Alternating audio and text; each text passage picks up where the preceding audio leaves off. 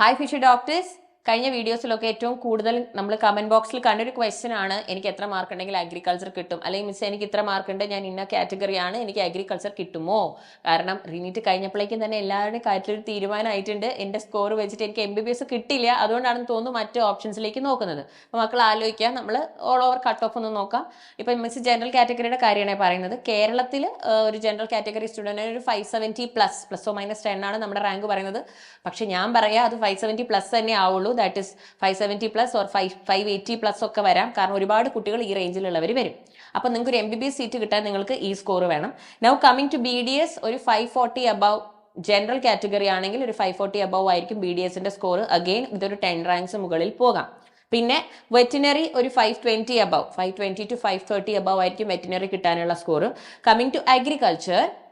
470 above ആണ് ജനറലിന് നമ്മൾ വിചാരിക്കുന്ന സ്കോർ അപ്പം മറ്റ് കാറ്റഗറിയിലുള്ള കുട്ടികൾ അതിൽ നിന്ന് ഓരോ റാങ്ക് ഇപ്പം EWS OBC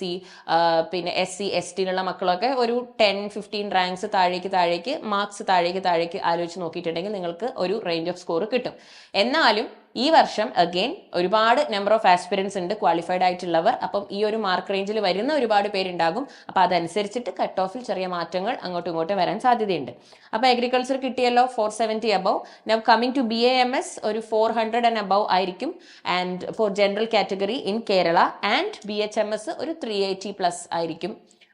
കേരളത്തിൽ കിട്ടാനുള്ള റാങ്ക് അപ്പോൾ പ്ലസ് ഓർ മൈനസ് അഗെയിൻ ഞാൻ പറയുന്നു ഇപ്രാവശ്യം മൈനസ് നോക്കണ്ട മുകളിലേക്ക് മാത്രമേ മാർക്ക് പോവുകയുള്ളൂ കാരണം നമ്പർ ഓഫ് ആസ്പിരൻസ് കൂടുതലാണ് അപ്പോൾ ഓരോ കാറ്റഗറിയിലും കാൻഡിഡേറ്റ്സ് ഇത്രയും കൂടുതൽ ഉള്ളത് കൊണ്ട് തന്നെ ഇതിൽ ഇങ്ങനെയുള്ള വ്യത്യാസങ്ങൾ വരാൻ സാധ്യതയുണ്ട് സോ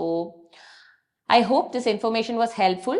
നിങ്ങൾ അപ്പം ഇത്രേ ചെയ്യാനുള്ളൂ നിങ്ങൾ ഒരു കാറ്റഗറിയിലുള്ള സ്പെഷ്യൽ കാറ്റഗറിയിലുള്ള കുട്ടിയാണെങ്കിൽ മിസ് ഈ പറഞ്ഞ ജനറലിൻ്റെ സ്കോറിൽ നിന്നും കുറച്ച് മാർക്കുകൾ കുറച്ച് താഴേക്കുള്ള റേഞ്ചിലായിരിക്കും നിങ്ങൾക്ക് admission labikya. Apo, I hope this information was useful and for more updates, stay tuned to Xylem NEET YouTube channel. Good luck.